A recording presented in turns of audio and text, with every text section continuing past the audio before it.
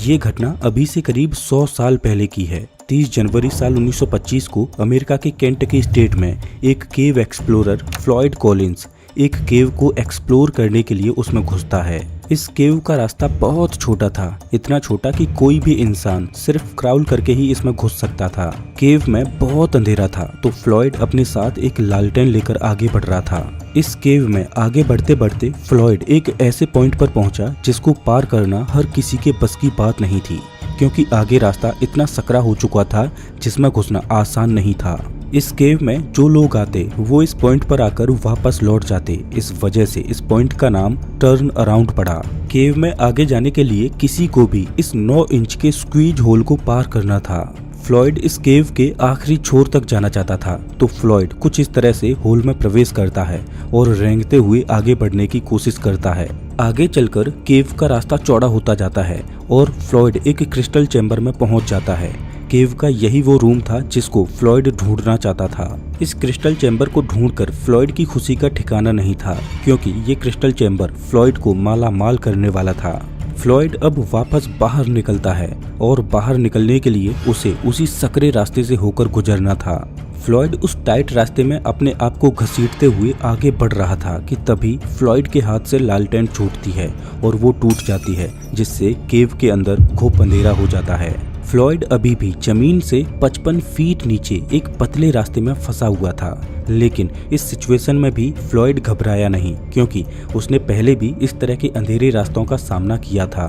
Floyd धीरे धीरे अपने पैरों की मदद से अपने शरीर को आगे धकेल रहा होता है कि तभी उसके पैर से एक पत्थर उखड़कर उसके पैर पर गिर जाता है। फ्लॉयड उस पत्थर की गिरफ्त से अपने पैर को बाहर निकालने का खूब प्रयास करता है, लेकिन वो पत्थर उस सकरे होल में इस तरह से फिट हो जाता है कि फ्लॉयड के उस पत्थर की पकड़ से छूटने के सारे प्रयास विफल हो जाते हैं। फ्लॉयड अब सहायता के लिए चिल्लाता है, लेकिन जमीन के इतने नीचे से कोई भी फ्लॉयड की आवाज को नहीं सुनता। जिस होल में वो फंसा था वहां से पानी रिस रहा था, जो कि फ्लॉयड के नीचे से बह रहा था, और यहाँ से एक सुनसान और अंधेरी गुफा में फ्लॉयड कॉलिंस की जीवन और मृत्यु के बीच जंग शुरू हो जाती है। दोस्तों, फ्लॉयड कॉलिंस के साथ आगे क्या क्या हुआ ये जानकर आपकी रूह कांप उठेगी। Kentucky cave explorer Floyd Collins has been trapped in Sand Cave. Floyd Collins was another great dramatic story. Collins had been trapped in a Kentucky cave. Collins was negotiating a small cavern tunnel when he was pinned by fallen rocks and debris at 10 a.m. on Friday morning. 1920 के दशक में America में धरती के नीचे सुरंग ढूंढने का तो मानो एक ट्रेंड चला था। लोग अपने अपने खेतों की खुदाई करते और देखते कि कहीं उनके खेत में कोई सुरंग तो नहीं। अगर किसी के खेत में कोई सुरंग निकल आती तो समझो उसकी चांदी हो गई, क्योंकि उस समय में अगर किसी के पास कोई सुरंग होती तो वो जगह एक टूरिस्ट प्लेस बन जाती। सुरंग का मालिक लोगों से अपनी सुरंग दिखाने के लिए पैसे चार्ज करता। जिसकी सुरंग जितनी ज्यादा नेचुरल और सुंदर होती, उस सुरंग को देखने के लिए लोग ज्यादा पैसे देने के लिए तैयार होते। उस समय अमेरिका में ये बिजनेस जोरों शोरों से चल रहा था। एक नौजवान फ्लॉयड कॉलिंस का भी एक सपना था कि उसके पास भी एक सुरंग हो, जिससे उसका कोई इनकम का सोर्स बने और उसके घर की आर्थिक स्थिति कुछ सुधर जाए। फ्लॉयड कॉलिंस और उसके भाई ने मिलकर सुरंग की तलाश करते करते अपने पूरे खेत को ही खोद डाला और किस्मत से उसके खेत में एक सुरंग मिल भी जाती है। फ्लॉयड कॉलिंस लोगों को आमंत्रित करता कि वो उसकी सुरंग को आकर देखें, लेकिन परेशानी ये थी कि फ्लॉयड की सुरंग मेन रोड से कई किलोमीटर अंदर थी और मेन रोड पर पहले से ही बहुत सारी सुरंगें थीं, तो लोग मेन रोड के पास वाली सुरंगों को देखना ज्यादा पसंद कर रहे थे और फ्लॉयड की सुरंग को देखने के लिए कोई नहीं जाता। इस परेशानी से निजात पाने के लिए फ्लॉयड कॉलिंस ने एक तरकीब निकाली कि क्यों ना वो मेन रोड पर मौजूद किसी सुरंग के मालिक के साथ पार्टनरशिप में काम करे। वो एक सुरंग के मालिक से मिलता है और उससे कहता है कि वो उसकी सुरंग का ख्याल रखेगा और जो भी लोग सुरंग देखने आया करेंगे वो उन्हें सुरंग दिखा दिया करेगा। बस इतने काम के लिए उसे मुनाफे में से कुछ टका हिस्सा मिल जाया करे। सुरंग के मालिक को फ्लॉयड का ये सुझाव अच्छा लगा। उसे भी इसमें फायदा दिखा कि अब उसे लोगों को सुरंग दिखाने के लिए अपना समय खर्च नहीं करना पड़ेगा और फ्लॉयड उसकी सुरंग को संभाल लेगा। फ्लॉयड ने सुरंग के मालिक से कहा कि मैं एक बार पूरी सुरंग को देखकर उसका जायजा ले लेता हूँ, जिससे लोगों को सुरंग दिखाने में मुझे कोई दिक्कत ना हो। फ्लॉयड और सुरंग का मालिक ये बात अच्छे से जानते थे कि सुरंग में एक टर्न अराउंड रूम है जहाँ से आगे कोई नहीं जाता उस समय लोग क्रिस्टल केव को देखने के लिए ज्यादा आतुर होते और ज्यादा पैसे भी देते थे।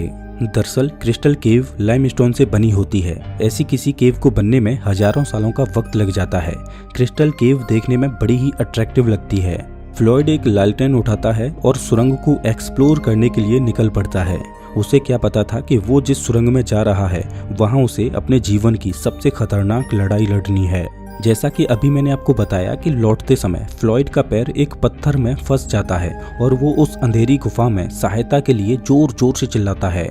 इस छोटी सी सुरंग में फंसे हुए फ्लॉयड को 24 घंटे बीत जाते हैं। फ्लॉयड के सुरंग में घुसने के अगले दिन सुरंग का मालिक अपने बेटे के साथ उस सुरंग पर आता है। उसके लड़के को सुरंग के मुहाने पर फ्लॉयड का कोट और टोपी दिखाई देती है। वो उन्हें अपने पिता को दिखाता है। सुरंग का मालिक समझ चुका था कि फ्लॉयड अभी सुरंग के अंदर ही है, लेकिन वो बाहर क्यों नहीं आया। सुरंग का मालिक तुरंत सुरंग के अंदर जाता है और फ्लॉयड को जोर जोर से पुकारता है, लेकिन वहां से फ्लॉयड का कोई जवाब नहीं आता।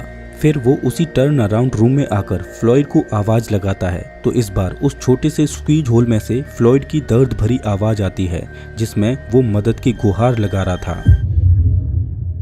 सुरंग का मालिक इस घटना की जानकारी तुरंत फ्लॉयड की फैमिली को देता है और फ्लॉयड का भाई होमर उसे बचाने के लिए उस केव में घुस जाता है। इस टाइट सुरंग में होमर को उस स्क्वीज पॉइंट को पार करके फ्लॉयड तक पहुंचने में कई घंटे गुजर जाते हैं। फ्लॉयड का भाई उसके पास पहुंचता है। वहां वो फ्लॉयड को खाने के लिए सैंडविच और कॉफी देता है और स्थिति का जायजा लेता है कि फ्लॉयड को किस तरह से बाहर निकाला जा सकता है। होमर ने सुरंग के मुहाने को चौड़ा करके उसे बाहर निकालने का प्लान बनाया।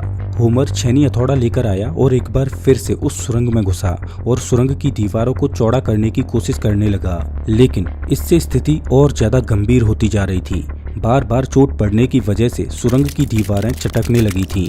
डर इस बात का था कि कहीं ये सुरंग ढह न जाए और फ्लॉयड उसमें दबकर मर जाए, तो फ्लॉयड को निकालने का ये प्लान फेल हो जाता है। अभी तक फ्लॉयड को इस सुरंग में फंसे हुए 46 घंटे गुजर चुके थे। ये सुरंग इतनी टाइट थी कि फ्लॉयड करवट भी नहीं बदल पा रहा था।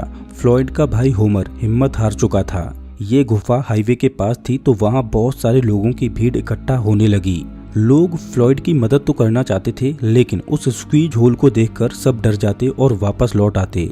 फ्लॉयड को उस सुरंग में फंसे हुए करीब 71 घंटे गुजर चुके थे और उस 9 इंच के स्क्वीज होल में फ्लॉयड के छोटे भाई होमर के अलावा कोई और जाने की हिम्मत नहीं कर रहा था। लेकिन एक रिपोर्टर, जो कि सच में एक सरफिरा था, वो फ्लॉयड का इंटरव्यू लेने के लिए इतना ज्यादा उतावला था कि वो उस 9 इंच के स्क्वीज होल को पार करके उन नुकीले पत्थरों को सहते हुए फ्लॉयड के पास पहुंचता है और उसका इंटरव्यू लेता है। वो रिपोर्टर केव से बाहर आता है और इस खबर को अखबार में छापता है। देखते ही देखते ये न्यूज वायरल हो जाती है और ये एक इंटरनेशनल सनसनी खबर बन जाती है और हजारों की संख्या में लोग वहां इस नज़ारे को देखने के लिए इकट्ठे हो गए कि फ्लॉयड कॉलिंस कैसे बाहर निकलेगा। अभी तक फ्लॉयड को उस सुरंग में फंसे हुए 80 घंटे गुजर चुके थे। फ्लॉयड को एक रस्सी के द्वारा खींचने का प्लान बनाया जाता है। उस सुरंग में पुली सिस्टम बनाकर एक रस्सी को फ्लॉयड के शरीर में बांधकर फ्लॉयड को बाहर खींचा जाता है। इधर रस्सी फ्लॉयड के शरीर को बाहर खींच रही थी और चट्टान फ्लॉयड के पैर को छोड़ने के लिए तैयार नहीं थी और बीच में फ्लॉयड दर्द के मारे चिल्ला रहा था। फ्लॉयड ने अपने भाई से कहा कि रस्सी से खींचना बंद करो, नहीं तो वो बीच में से फटकर 2 भागों में टूट जाएगा, और फ्लॉयड को बचाने का ये प्लान भी नाकाम रहा। अभी तक फ्लॉयड को सुरंग में फंसे हुए 100 घंटे से ज्यादा गुजर चुके थे और सुरंग के ऊपर 10,000 लोगों की भीड़ इकट्ठा हो चुकी थी, मानो वहां कोई मेला लग रहा हो। सुरंग में ठंड बहुत ज्यादा थी, तो फ्लॉयड को गर्म रखने के लिए वहां एक बल्ब लगा दिया जाता है। समय गुजरता जा रहा था, लेकिन फ्लॉयड को बाहर निकालने का कोई भी तरीका नहीं सूझ रहा था और अभी तक फ्लॉयड को वहां फंसे हुए 115 घंटे गुजर जाते हैं। अब फ्लॉयड की हालत बहुत ज्यादा खराब हो चुकी थी। फ्लॉयड को बचाने के लिए एक रेस्क्यू टीम आती है। उस टीम ने लोकेशन का जायजा लिया तो देखा कि हजारों की संख्या में वहां लोग खड़े होकर तमाशा देख रहे हैं और उनके वजन से सुरंग ने कोलैप्स करना शुरू कर दिया है। रेस्क्यू टीम का एक मेंबर फ्लॉयड के पास जाता है, तभी उस सुरंग में से छोटे छोटे पत्थर टूटकर नीचे गिरने लगते हैं। तो रेस्क्यू टीम का मेंबर ये देखकर पीछे जाने की कोशिश करता है। अभी तक फ्लॉयड को ये समझ आ चुका था कि अब उसका बच पाना संभव नहीं है, ये सुरंग कभी भी ढह सकती है। फ्लॉयड इस सुरंग में अकेला नहीं मरना चाहता था, इस वजह से फ्लॉयड उस रेस्क्यू टीम के मेंबर से पीने के लिए पानी मांगता है। लेकिन पानी तो फ्लॉयड के नीचे से बहता जा रहा था और इतने दिनों तक फ्लॉयड उसी में से पानी पी रहा था। रेस्क्यू टीम का मेंबर फ्लॉयड की इस चाल को समझ चुका था कि वो उसे भी अपने साथ फंसाना चाहता है, तो वो तेजी से उस सुरंग से बाहर निकल जाता है। तभी वो सुरंग कोलैप्स हो जाती है और फ्लॉयड के पास आने जाने का रास्ता बिल्कुल बंद हो जाता है। अभी तक उस स्क्वीज होल के द्वारा फ्लॉयड तक खाना पहुंचाया जा रहा था, लेकिन अब फ्लॉयड से बाहरी दुनिया का संपर्क पूरी तरह से टूट चुका था। अब फ्लॉयड को बचाने के लिए एक नया प्लान बनाया गया। प्लान ये था कि ऊपर से फ्लॉयड तक एक रास्ता बनाया जाए और फ्लॉयड को निकाला जाए। लेकिन सवाल ये था कि सुरंग के ऊपर खोदाई कैसे की जाए। भारी मशीनों से खुदाई करके फ्लॉयड तक पहुंचने का रास्ता जल्दी बनाया जा सकता था, लेकिन मशीनों से खुदाई करने में इस बात का डर था कि कहीं मशीनों के वाइब्रेशन की वजह से पूरी सुरंग फ्लॉयड के ऊपर ही कोलैप्स न कर जाए। दूसरा प्लान ये था कि हाथों से खुदाई करके फ्लॉयड तक रास्ता बनाया जाए, लेकिन इस प्लान में समय ज्यादा लगने वाला था। लेकिन फाइनली दूसरे प्लान को ही चुना गया। ऐसा अनुमान लगाया गया कि हाथों से खुदाई करके फ्लॉयड तक पहुंचने में 30 घंटों का और समय लगेगा। लेकिन क्या फ्लॉयड इतने समय तक जिंदा बच पाएगा? जो लाइट बल्ब फ्लॉयड को गर्म रखने के लिए लगाया गया था वो अभी भी काम कर रहा था। एक जुगाड़ लगाकर लाइट बल्ब के वायर से एक रेडियो एम्पलीफायर को जोड़ा गया, जिससे फ्लॉयड के श्वास लेने से उस रेडियो एम्पलीफायर में फ्लक्चुएशंस आ रही थी, जो इस बात का सबूत थी कि फ्लॉयड अभी जिंदा है। फ्लॉयड तक सुरंग खोदते खोदते समय अनुमान से ज्यादा लगता जा रहा था और अभी तक फ्लॉयड को उस सुरंग में फंसे हुए 220 घंटे गुजर जाते हैं। जो सुरंग 30 घंटे में खोदी जानी चाहिए थी, उसको खोदते हुए 140 घंटे हो चुके थे, लेकिन अभी भी वो सुरंग पूरी नहीं खोदी थी और नीचे फ्लॉयड भूखा अपने जीवन की लड़ाई लड़ रहा था। लेकिन तभी स्थिति और खराब होती है। फ्लॉयड को फंसे हुए 15 दिन गुजर चुके थे और अभी भी फ्लॉयड जिंदा था, लेकिन तभी वो लाइट बल्ब जलना बंद हो जाता है। अब परेशानी ये थी कि उन्हें अब ये नहीं पता चल पाएगा कि फ्लॉयड जिंदा है या मर गया। फाइनली 18वें दिन खुदाई कंप्लीट होती है और वो उस सुरंग का रास्ता बनाकर फ्लॉयड तक पहुंच जाते हैं। फ्लॉयड का भाई होमर फ्लॉयड को निकालने के लिए नीचे जाता है। वहां जाकर पता चलता है कि फ्लॉयड अब जिंदा नहीं है, वो अपने जीवन की इस लड़ाई को हार चुका था। जिस चट्टान ने फ्लॉयड के पैर को दबाया था उसका वजन महज 27 किलोग्राम था और वो छोटी सी चट्टान पत्थर की नहीं बल्कि मिट्टी की थी। लेकिन वो सुरंग इतनी टाइट थी कि फ्लॉयड उस चट्टान को ना तो तोड़ पाया और ना ही उसे हिला पाया। ऐसा लग रहा था कि मानो वो चट्टान सदियों से उस सुरंग में फ्लॉयड का ही इंतजार कर रही थी। दोस्तों, क्या आप इसी तरह की सर्वाइवल की और वीडियो देखना चाहते हो तो आपको स्क्रीन पर एक वीडियो दिखाई दे रही होगी जिसमें सर्वाइवल की इसी तरह की एक दिल दहला देने वाली घटना का जिक्र है जो आपकी रूह कपा देगी। वीडियो पर क्लिक कीजिए, मैं आपको वहीं मिलता हूँ।